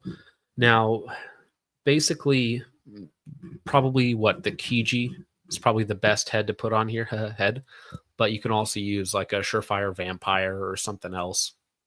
So you can have like a really powerful white light, whatever white light head you want to put on there, and then like a really powerful IR illuminator, and then you have your lasers in the middle, perfectly over bore.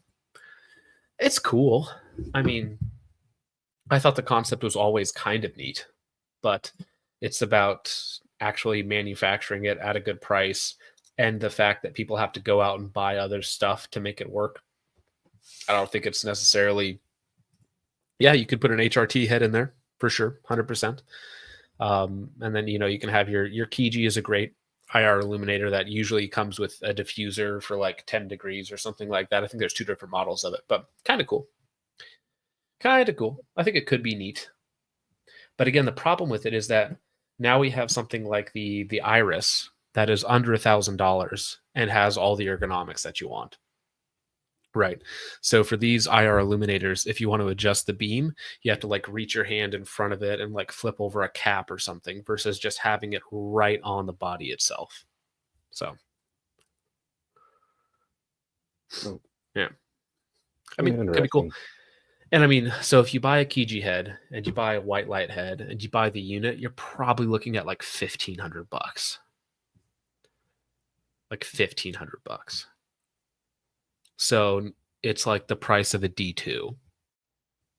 you know, I don't know. Head. Head. Dunk the Muffins for $5 says, first time catching a stream live. Well, thank you very much, sir. Hope you've enjoyed it so far. Not the most eventful stream, but I bought a PSA Jackal a while back and sold it before the screws walked out or the charging handle sled broke. Did I do good? Yes, you did. They did update the charging handle sled as well. Now, dude, I was looking at the Jackal Gen 2 there, and like the fitment was so bad. Like half of the screws were like partially sticking out. Not because they were like loose, but because just the fitment on everything was really bad. Like again, they're throwing these things together for the show. Okay, I mean it could be good. I mean, $1,500 isn't terrible. My last girl cost me way more. I mean, yes, if you're gonna equate the dollar amount to a breakup or a divorce, like, whew. All right, let's see. Cradles. Do you really want me to watch this PSA video? Do we have time? It's up to you, but one thing I did find interesting in there was Andrew asked him about the date when it might be available. And the guy said, well, it could be within a year. And Sure. I laughed hysterically. Logan for $1.99 says, Mr. Space Cowboy said to do some more super chats. Well, Mr. Space Cowboy is giving out great advice. And thank you very much, sir. We appreciate it. Very much so. Yeah, so sure. 4-minute video. Surely this shouldn't take us an hour to get through. No, it'll take. What is the PSA thing? It's called the mixtape. It's the 338 ARC Honey Badger thingamajig. So let me see. Trey Knight. I will look that up. I saw your super chat, sir. Trey Knight of CAC.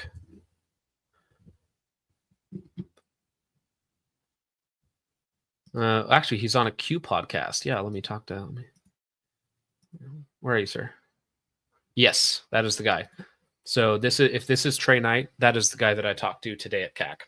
So yeah, the guy, there's a sales guy or a floor guy. So I go up there and be like, hey, can you talk to me about these new rifles? He's like, let me go talk to the owner. Walks away. This gentleman that you see on the screen here walks up to me and he gives me the spiel about like, listen, guys, I can't bring this to the public. So if you do a video on it, I'm just going to get dragged through the mud. So please don't do that.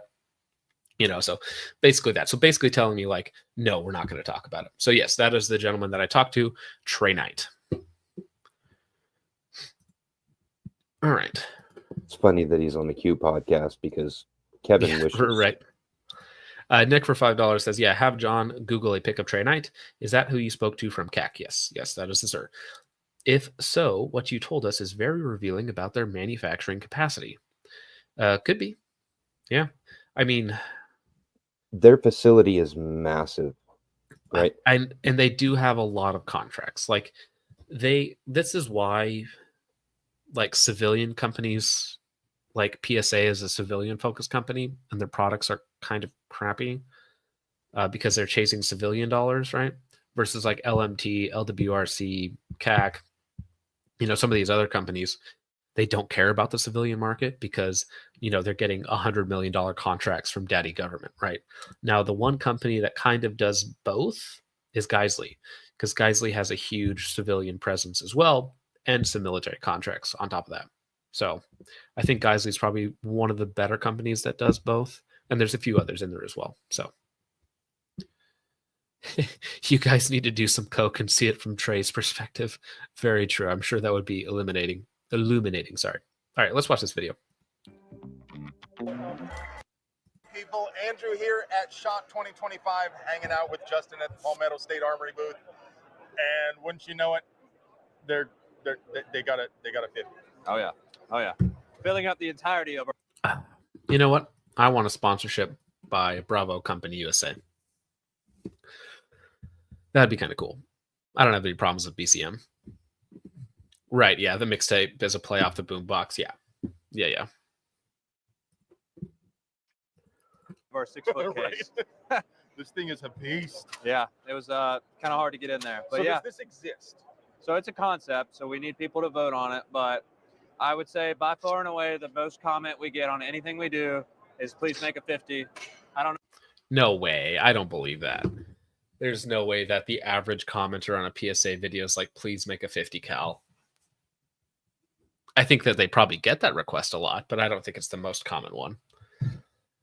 That thing looks so bad too, with the welds on there. Yeah.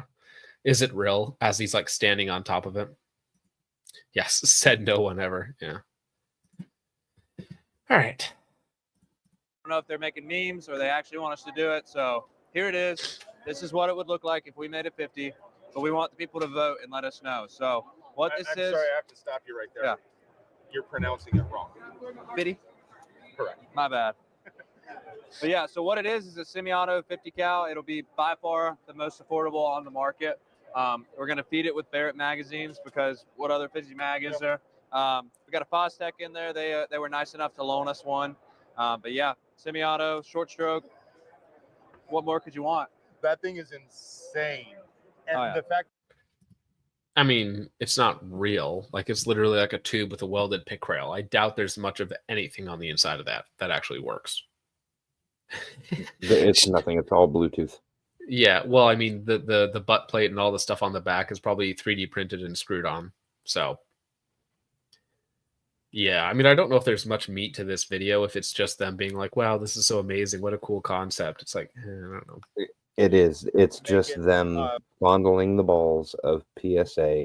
But at one point in time, he does ask about the price. I think he asked about the price, but he asked about the timeline, which I thought was insane because the guy kind of wobbles for a minute. He's like, well, it could be within a year. It's like, no way. I mean, please spend more time in development.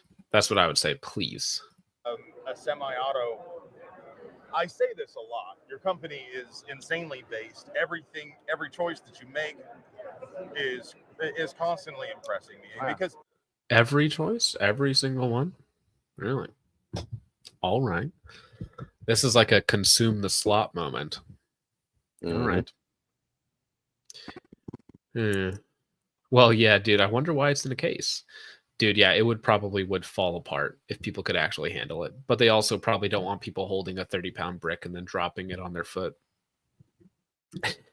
Scott Scar is starting to rash with this one. Yeah, based on what? Based on the principle of making money over everything else.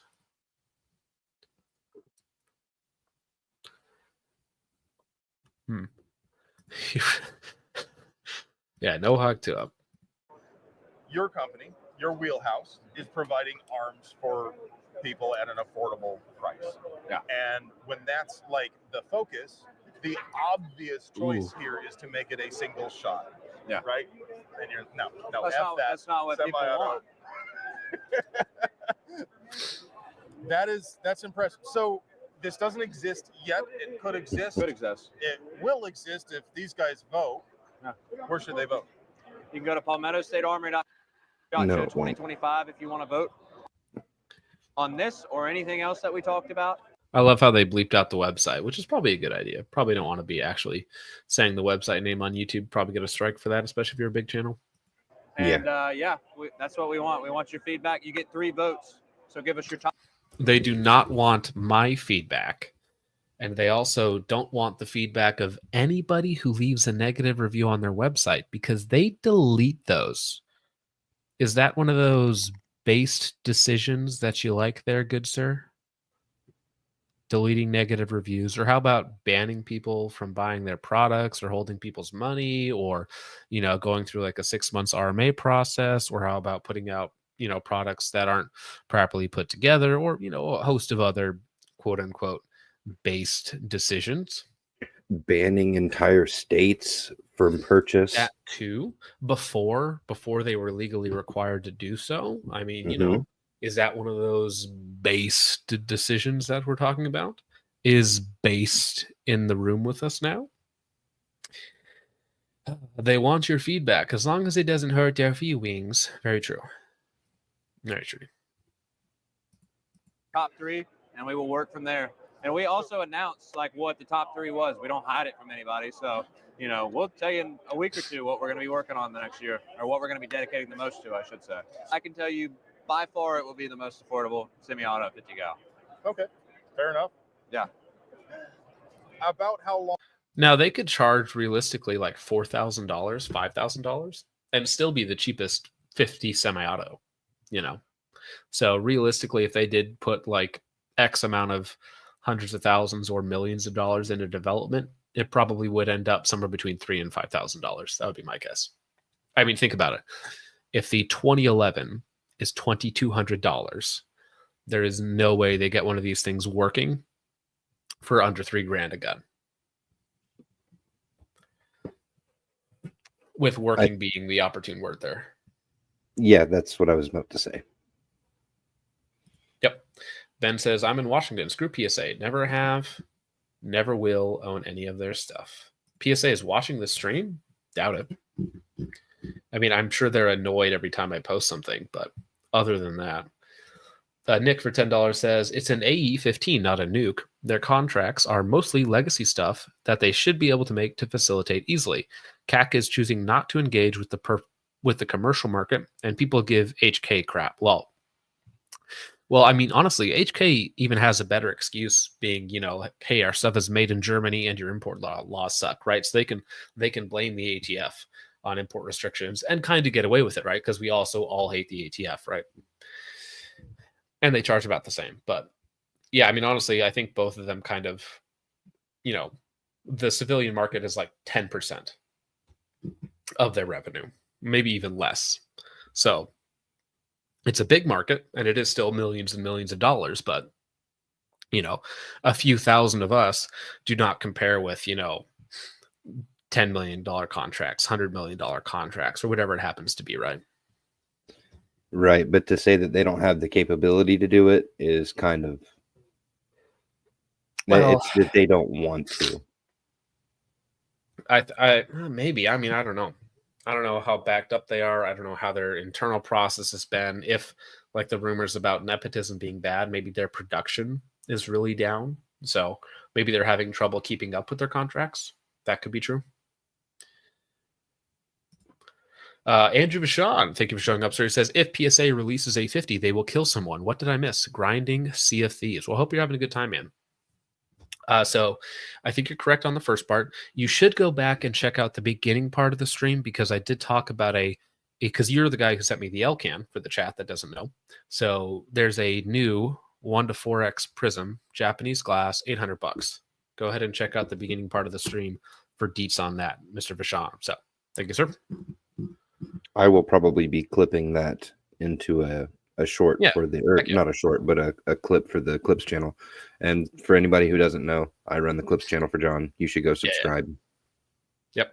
And we post clips of all sorts of fun stuff in bite-sized increments rather than trying to sift through a 2-hour live stream. How long do you think it would take to make it to market if you end up deciding to go down this route? I mean, if the votes are there, it depends on if there's any changes geometrically that need to be made, but just a couple. All of them. Yeah, I was gonna say, could we change all of the geometry? I mean, it could be, as soon as like a year, but I mean, I don't have any kind of timeline right now. Dude, they've said that about all of their stuff, though. Like the MP5 is coming out this year, it's coming out next year. The STG 44, we're close. Dude, remember that video we reviewed where he was in such a happy tone? He was like, guys, we're in the final testing. It's right around the corner. And then 6 months later, a year later, puts out the video. Sad music. Sorry, guys. It's dead. It was 9 months. It was exactly 9 months. Oh, there's a lot of dark jokes you can make in there, but moving on. J-Dog for $5 says, how accurate is a PSA 50 at 2 miles? Well, see, that's the thing. 50 cals aren't, well, most of them are not particularly accurate. Semi-autos especially. You can occasionally, with like really good ammo, in the right platform, get good accuracy out of them. But inherently, if you're putting ball ammo through a semi-auto 50, like you're talking about a 8 MOA gun, because it's not a sniper rifle, right? It's an anti-material rifle. Even the ammo itself is just atrocious. You're not getting any accuracy out of it. Well, yeah, you have to buy 6 Red Bulls probably. Probably actually way more than 6 Red Bulls. We're talking about 100 Red Bulls at 2 miles. Like you're barely even area accurate at that distance. Your Red Bull So- truck. Yeah. No, yeah, the Hornady AMAX I think is the only good 50 cal ammo. Because if you're just buying ball, which is still incredibly expensive, it's like an 8 MOA gun. Doesn't somebody else make solid copper spun rounds for that? I'm sure there are other companies doing it as well. So I mean, you could probably find some crazy custom loads, and kill yourself with them when they're Yeah. overloaded. But Buckman Range, there he is. The PPU brass solids. oh, I think really? those- yeah, I Interesting. think that's the ones I was thinking about. Yeah. Well, so I am a 50 cal noob because I don't think I've ever shot a 50. I have But- a couple times. It's fun. You got to do it at least once. So now I'm jealous. But yeah, then I'd have to shoot it and feed it. Although out here in South Dakota, I can shoot up to 2 miles anytime I wanted to. So Buffman is another guy I wouldn't mind getting on sometime for a chat. talk about armor stuff, talk about calibers, all sorts of fun stuff. It would be good to get his, like, we could do like a new caliber, like 6 arc and 338 arc versus body armor and like different stuff like that. Could be a good topic to have at some point. Yeah, All right, let's definitely. finish this video. So, it's at least a year out, is what I would say.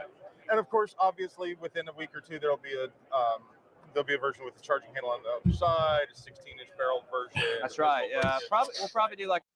Probably not, because these are going to be incredible. They're still going to be very expensive. The average PSA enjoyer is not going to be dropping 3 to 5K on some short barrel side charging, 50 BMG. I guess they're all side charging, but you know what I mean. Yeah. Like a 14.5 pin and weld, maybe one with a pistol brace. You never know. All right. Whose Yeah. 50 cal do we trust more? BCA or PSA? Which one are you buying gun to head? I would take the Serbu RN50 over all of them. Right, because that wasn't a mechanical failure. That was an ammunition detonation, basically. Right. And after Mark started giving the breakdown on the specifics of the receiver and the end cap and everything, I ran the numbers on what that thing's actually built to withstand. And it's ridiculous. Yeah, it's very high. ridiculous. And I heard some engineers talk about it and like being like, no, like this should be fine. This should not happen. This is a freak accident, based on the ammunition being loaded to, some insane number that would have blown up basically anything, not as catastrophically, of course, but would have still basically blown up anything. From what I understand, it would have blown up some things even worse because of the gas system apparently becoming shrapnel at that point too, instead of just the back end cap. Yeah, if you were going to blow up 100 guns with like overpressured ammo, you would probably get 100 different results. So yeah, it was incredibly unlucky that it happened, but incredibly lucky that it happened in a way that he was there with his dad that day and that, they were able to get him to the hospital in time to survive. So that whole story is crazy. Yeah, Scott got incredibly lucky that day. Yep. And terrible luck and good luck meshing together to create one of the most memorable stories on the internet. Yeah, if Scott happens to see this, bud, I've been critical of you before, but would love to have you on for a chat just to talk about that day in itself and a couple other things that I don't think he's ever really touched on. I haven't watched a lot of his content, but I think he's squarely in the entertainment category. So, for me, it's on it's some of the not something that I podcasts. follow very much. He's been on a couple of the other podcasts. He was on Unsubscribe. Well, yeah, he's friends with those guys. I think they're all in Leviathan. So, yeah, and even then, he didn't go too deep into the accident and stuff. He touched on it a little bit, but yeah, he is definitely a entertainer who does gun content. He's not a gun tuber, that's for sure. But he seems like a decent enough guy. Seems like a wholesome dude. yeah, I've never heard anyone speak bad of him. So I don't have any personal beef with him whatsoever. All right, let's finish this. It's basically done. For a 4-minute video, it again took us like 20 minutes to get through it. Yeah, no matter my what bad. you do, somebody's going to complain about it. You did it wrong. Yeah. But dude, that is amazing. I never would have called it if somebody told me two or 3 weeks ago that you had a video. I'd be like, yeah, I know. That's the not that I wouldn't believe that you would do it, but like that would be the perfect prank because like that's exactly the kind of. I mean, I guess it kind of is a prank because it's not real. Like I would be very surprised if this actually ended up happening. And if so, it wouldn't be for, I would guess, like 2 years. I would say probably more like 3 to get it working. At least for a first gen that they would be comfortable enough selling. Yeah, I'll have some more. Somebody did ask in the chat earlier about the PSA. Or sorry, not PSA stuff. I had budget on the mind. Primary arms. So I talked to Steven and I was like, like I don't accept products from manufacturers, but your stuff keeps showing up at my door. And he was like, yeah, I know. I do it on purpose. So Steven is the guy who's sending me the primary arm stuff. So I will probably get a lot of that stuff at my door, not at my request, but it will probably show up there. So I will review it. So even though you don't accept things from manufacturers, you accept things from viewers, and he technically is a viewer. Oh, there you go. Yeah. So I know he does watch your content because he is in the chat. Yes. Yeah, no, he talked to me about he was watching a podcast that I was on with Hop and Brass on primary and secondary.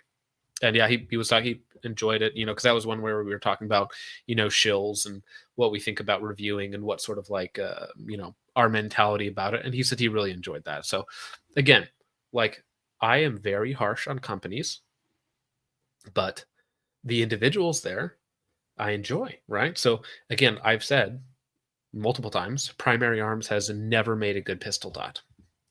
The HTX-1 could be good. But I don't know if I've had an overly positive review on one of their products since the original Nova and then the PLX-C, even though I think the 8X on the PLX-C is far too tight. So again, I'm still going to be very harsh on their products, but just understand that the people there probably lovely people.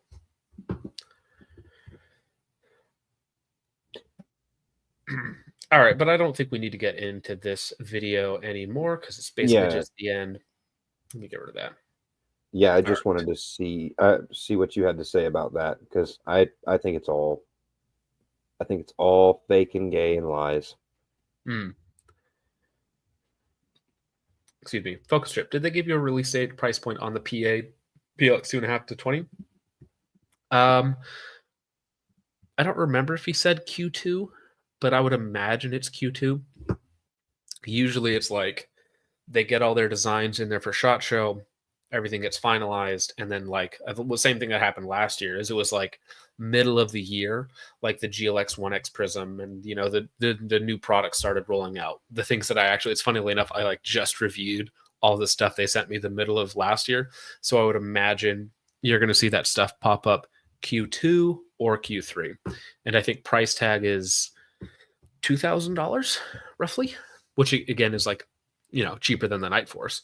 And it's, basically not a clone, but the very similar style, compact 2.5 to 20, good glass, all that sort of fun stuff.